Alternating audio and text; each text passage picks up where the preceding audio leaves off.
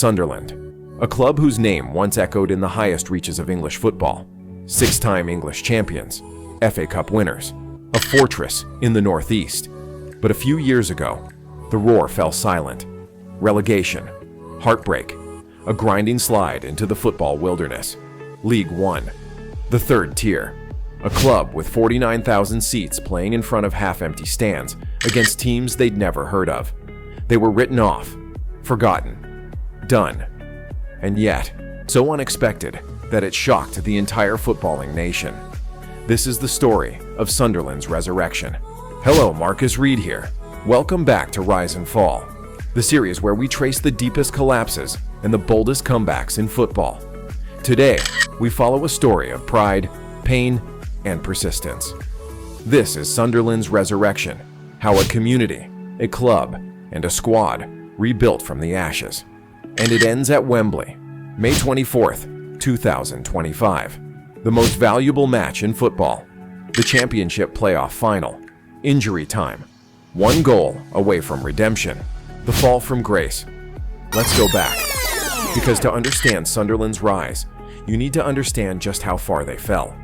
2016-17 season. Premier League, Sunderland finished bottom, dead last, 24 points. Relegated, a decade in the top flight. Over. It hurt, but it got worse. The following season, they fell again. From Championship to League One. 2 relegations in 2 years. A club that had competed with Manchester United and Liverpool was now playing Rochdale and Accrington Stanley. The Netflix documentary Sunderland Till I Die captured the chaos, managerial turmoil, financial crisis. And it wasn't just results on a scoreboard. It was identity lost. Match days that had once been ritual now felt like reminders of what had been taken away. 4 years in League One. 4 years watching clubs half their size achieve what they couldn't. Promotion. But even in the darkest hours, the community refused to quit. The fans kept coming, 30,000 plus every week, in the third tier. That's not support. That's faith. The long night, League One, wilderness. Those 4 years in League One broke hearts, but they also built something. 2021 brought change. Cairo Louis Dreyfus, a 23-year-old Swiss businessman, took controlling ownership. Young, ambitious, and crucially, patient. Under his leadership, Sunderland stopped chasing quick fixes. No more panic signings, no more managerial chaos. They built infrastructure, invested in youth, planned for the long term. The academy became a priority, local talent, homegrown players who understood what wearing that shirt meant, players who'd grown up dreaming of the Stadium of Light. But League One is brutal. Every season, 24 teams chased 3 promotion spots, and Sunderland kept falling short. 2020-21, defeated in the playoffs. 2021-22, another playoff campaign, another chance. Then came May 21st, 2022. Wembley Stadium, the League One playoff final. Sunderland versus Wycombe Wanderers. 72,000 fans, most of them in red and white. The noise was deafening, the pressure crushing. Ross Stewart scored. Elliot Embleton added a second. 2-0. Promotion to the championship. Finally. The relief was overwhelming. Fans cried. Players collapsed. For many, it felt like the first breath after years underwater. That night didn't fix everything, but it reminded everyone what the club could be. The championship, building something special. Championship football meant new challenges, bigger budgets, better players. Historic clubs like Leeds, Sheffield United, and Middlesbrough. Sunderland's first season back, 6th place, playoffs, lost to Luton Town, heartbreak again. But the progress was undeniable. The squad was young, talented, hungry, and crucially, they believed. 2023-24 season brought more growth, new signings, Jack Clark tearing defenses apart, Dan Ballard anchoring the defense, Joe Bellingham, Jude's younger brother, dominating midfield at just 18 years old. They finished 7th, missed the playoffs by 2 points. So close, yet again. But something was building, a culture, an identity, a team that refused to accept being average. Then came the 2024-25 season, the campaign that would change everything. The 2024-25 season. The rise begins. Sunderland appointed Régis Lebris as manager, a 49-year-old Frenchman who'd never managed in England, never coached in the Championship. Critics questioned the decision. Lebris didn't care about critics. He had a vision. His tactics were flexible, sometimes 4-2-3-1, sometimes 4-3-3. High pressing when appropriate, deep defending and counter-attacks when necessary. And it worked. Sunderland started the season like champions. 9 wins from their first 12 matches. Top of the table. The Stadium of Light was rocking again, 40,000 plus every week. The energy was electric. But then came the dip. 5 draws and 1 loss in the next 6 games. They dropped to 4th place. And there they stayed. For months. Stuck in 4th. Good enough for playoffs. Not good enough for automatic promotion. The final 5 matches, lost all of them. 5 straight defeats heading into the playoffs. Momentum, gone. Confidence, shaken. Analysts wrote them off. They've run out of steam, pundits said. Too young, too inexperienced. They'll crumble under pressure.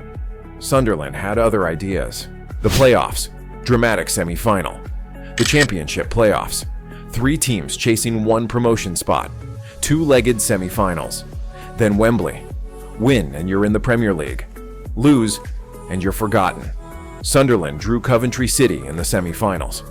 A tough, experienced team. This would test everything. First leg at the Stadium of Light. Sunderland won 2-1. Eliezer Mayenda scored a stoppage time winner. The crowd went wild. Advantage Sunderland.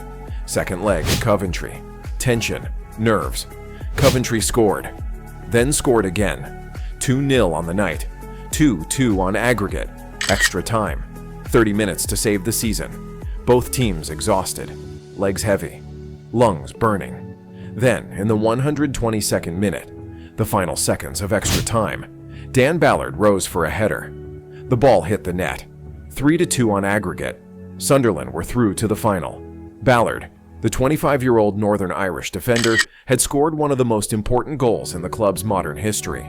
In the dying seconds, under unimaginable pressure, the players collapsed. The fans screamed. The journey to Wembley was on. The Wembley final, May 24, 2025. May 24th, 2025. Wembley Stadium. The Championship playoff final. Sunderland versus Sheffield United. The prize, promotion to the Premier League. The reward, estimated at over £300 million. The most valuable single match in world football. Sheffield United finished 3rd in the Championship, 14 points ahead of Sunderland. They were favorites, heavily favored. But Sunderland had something Sheffield United didn't. Belief forged in the fire of League One. A fan base that had suffered and survived. A squad that thrived under pressure. The match kicked off at 3:01 p.m., 1 minute late to highlight the British Heart Foundation's Every Minute Matters campaign, promoting CPR awareness. Within seconds, disaster. Sunderland captain Luke O'Neill dislocated his shoulder challenging for a header. He was forced off after just 2 minutes. The leader, the heart of the team, gone. Sheffield United smelled blood. In the 25th minute, they scored. Gustavo Hamer won the ball from a Sunderland corner, raced forward, and found Tyrese Campbell. The striker chipped goalkeeper Anthony Patterson. 1-0. Sunderland were behind and struggling. Sheffield United dominated, created chances. Should have scored more. Harrison Burrows thought he'd made it 2-0 with a thunderous strike from outside the box. The ball flew past Patterson. Goal, no. VAR. Offside, disallowed. Sunderland survived. Barely. Halftime. 1-0 down. The youngest squad in Championship playoff history. No one in the starting 11 had a single Premier League appearance. Most were under 23. They were losing, outplayed, facing humiliation. Lebris gathered his team. "This isn't over," he told them. "We've been here before. We've come back before. We will do it again." The comeback that shocked football. Second half. Sunderland pressed. Sheffield United defended. The minutes ticked away. 60 minutes, 70 minutes. Still 1-0. Then, in the 76th minute, magic. Roma Lone Enzo Lefebvre played a perfectly weighted pass to Patrick Roberts. The former Manchester City winger slipped the ball through Sheffield United's defense. Eliezer Mayenda ran onto it. No hesitation. He smashed it into the roof of the net. 1-1. The Sunderland end of Wembley exploded. Luke O'Neill, his arm in a sling, sprinted down the touchline celebrating. "I covered more distance celebrating those 2 goals than I did playing." He later joked, "Game on. 15 minutes to find a winner." Or extra time. Nobody wanted extra time. Not after what they'd been through against Coventry. The match became frantic, end to end. Chances at both ends. Sheffield United pressed for the winner. Sunderland defended desperately. 90 minutes. Referee signals added time. 5 minutes. Sunderland pushed forward. One last attack. One last chance. Then it happened. 95th minute. Sheffield United's Kiefer Moore tried to play a simple pass in midfield. It was weak, loose. Substitute Tom Watson intercepted. Watson, just 19 years old. A player so new to the squad, his name wasn't even in the matchday program. A kid who'd just signed a £10 million deal with Brighton for the summer. This was his last act as a Sunderland player. He took one touch, looked up, and curled a perfect shot past the goalkeeper. Low, into the corner. 2-1. Time froze. Then chaos. Pure, unbridled chaos. Watson sprinted toward the Sunderland fans, arms outstretched. Teammates piled on top of him. Grown men in the stands cried. Strangers embraced. 8 years of pain released in one moment. Sunderland, we're going to the Premier League. Hey, quick pause.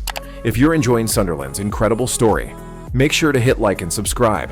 It really helps the channel grow and lets me keep bringing you deep dives like this. Back to the story. What this means. The aftermath. Sunderland's promotion means more than football. It's economic revival for an entire region. Premier League television money, 100+ million annually. Sponsorship deals, merchandise sales, increased tourism, local businesses thriving on match days again. But it also means the hardest challenge yet. The Premier League doesn't forgive. In 2024-25, all 3 promoted clubs, Southampton, Leicester, and Ipswich, were immediately relegated. The same happened the year before with Luton, Burnley, and Sheffield United. 6 consecutive promoted clubs, all relegated. The Premier League is brutal. Sunderland's squad is young, talented, but inexperienced. No one in their starting 11 has played a Premier League match. Chris Reid, their 17-year-old midfield star, the youngest player ever to feature in a playoff final, has never faced anything like this. Regis Lebris has never managed in the Premier League. His possession-light counter-attacking style worked in the Championship. But against Manchester City, Arsenal, Liverpool, teams that dominate possession and punish mistakes, survival will require smart signings, experienced heads to balance the youth, players who've survived relegation battles before. But if they can keep their core, Reid, Joe Bellingham, Mayenda, Ballard, and add wisely, they have a chance. Because this team has something special. Resilience, belief, heart. They came back from League One. They came back from 1-0 down at Wembley with minutes remaining. They've defied every expectation. Why stop now? The journey continues. Sunderland's story is a reminder that football clubs are living, breathing things. They rise, they fall, they suffer, they survive.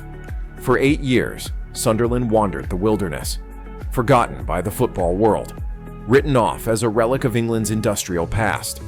But the rewarded, dramatically, spectacularly, in the 95th minute at Wembley.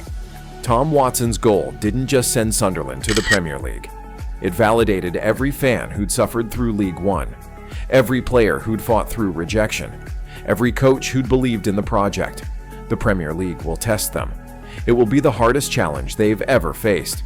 But if Sunderland's rise has taught us anything, it's this. Never, ever count them out. Because this club has something money can't buy. A soul, a history, a connection between team and city that most clubs only dream of. The real task begins now. To survive, to grow, to prove that this rise isn't a brief flicker, but the start of a new era.